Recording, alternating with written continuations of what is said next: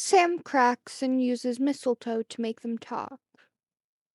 Sam has had enough and gets Dean and Cas to finally talk about their feelings for each other. There are 1,194 words by Orphan Account. Sam had been waiting for this moment for days. Well, technically, it had been 10 years and 3 months, but for this particular moment, it was days.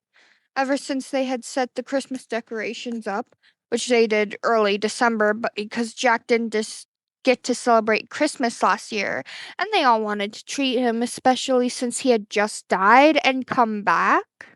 Sam had waited for them to notice. He had hung up mistletoe. And Dean and Cassiel were impossibly oblivious. The other problem was getting Rowena and the alternate Charlie away from it because they had noticed a little too much. Sam was often walking around the corner to see them practically eating each other's faces off. It was honestly getting gross, although he wouldn't have dared to say anything in case he was turned into an actual moose. Gabriel also kept hinting at Sam to use the mistletoe, even after he explained it was for Dean and Cas, so they would finally stop staring at each other and do something. They're not using it. We shouldn't let it go to waste, Gabriel hinted with his trademark eyebrow wiggle. I think Rowena and Charlie are making sure it's not, Sam said with a slight hint of disgust at having just seen them during an intense makeout session for the third time that day. While he would never condemn a same sex relationship, hell, he was dating Gabriel. It did get tiring walking in on them. After 5 days of patient waiting, Sam snapped.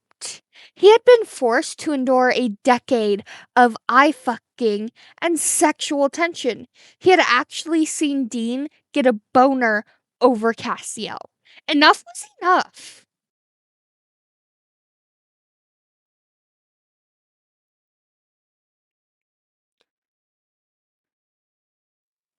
First, he made sure that Jack was baking cookies with Rowena and Charlie so they wouldn't be using the mistletoe, and Jack wouldn't be mentally scarred by seeing his dads kissing. From where he was standing, he could hear The Last Christmas by Wham and Rowena's cackle. Hey, Dean, Cas, I think I found a case. Can you guys come here?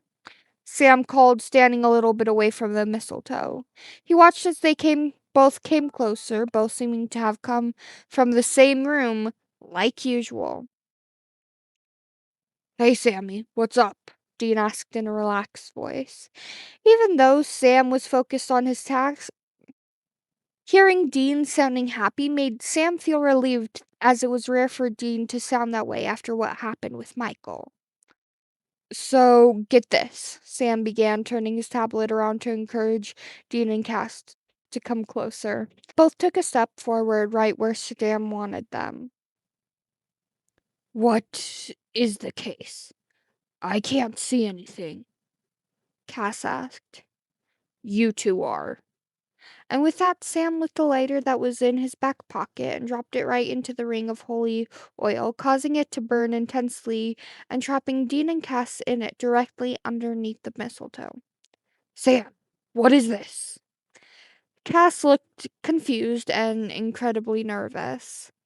He tilted his head slightly and narrowed his eyes, which Sam recognized as clear indicators that he did not understand what was happening. I am done. It is time for you to talk.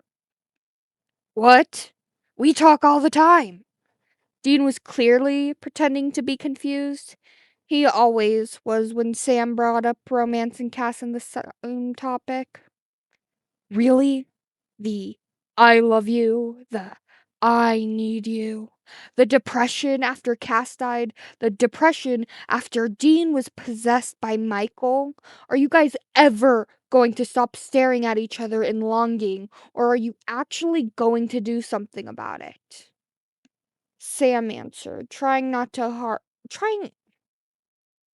Sam answered, trying hard not to shout, but still letting his frustration seep through. What are you talking about, Sammy? Cass is my buddy. You know that. Dean tried to sound like he didn't care, but his voice cracked just a little at the end. Sam knew Dean too well. He could see straight through this bullshit. No, Dean, you need to accept your feelings for Cass. No one cares. We all love you no matter who you date.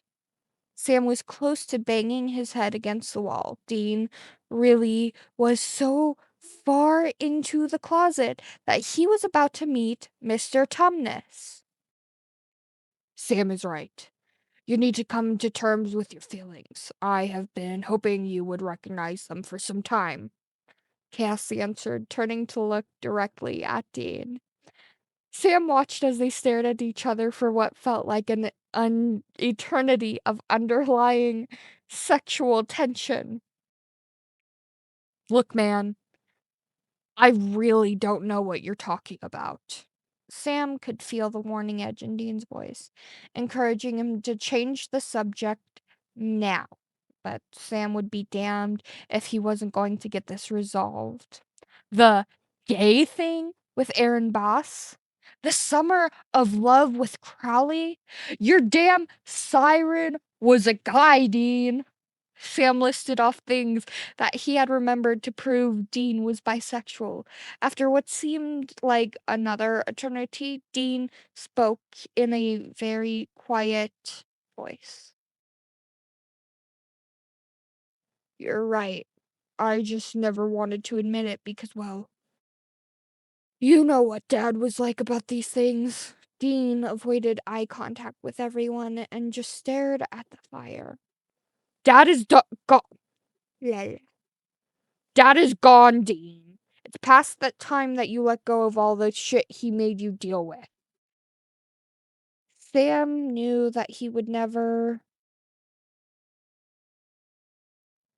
Sam knew that he would never understand or know how badly John had treated him, but he was determined to help him in any way. He had been trying to encourage Dean that he was actually worth something and was his own person ever since John had died, but with little success.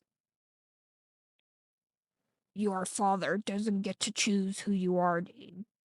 You should learn to accept yourself regardless of what he did. Cass told Dean very quietly, avoiding eye contact as well. Sam had forgotten how much Chuck had fucked up his sons and how he never bothered to talk to Cass before leaving again. It's not that easy.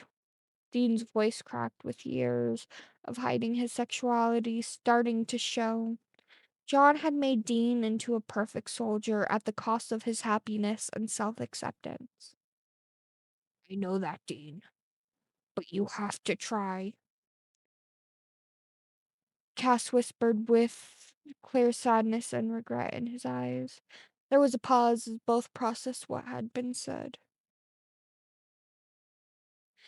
Is this lifetime movie moment over? I've got better things to do than wait for you yahoos to sort out feelings. Gabriel entered from the place where Sam had hid him. After they both nodded, Gabriel snapped his fingers and the holy fire went out. So, do you want to use the mistletoe? Dean asked, looking at Cap's lips.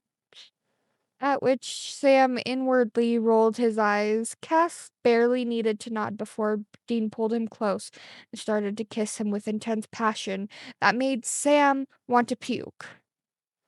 Actually, it's mistletoe! Gabriel yelled before running over to pull Cass off Dean so he could punch Dean in the face.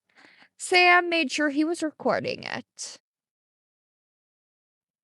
And now we have a single blooper because it is funny and I don't have many. Dean, Sam is right.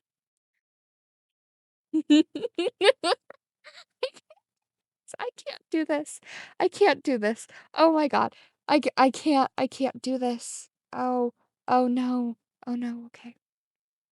Dean, Sam is right. You need to come to terms with your feelings.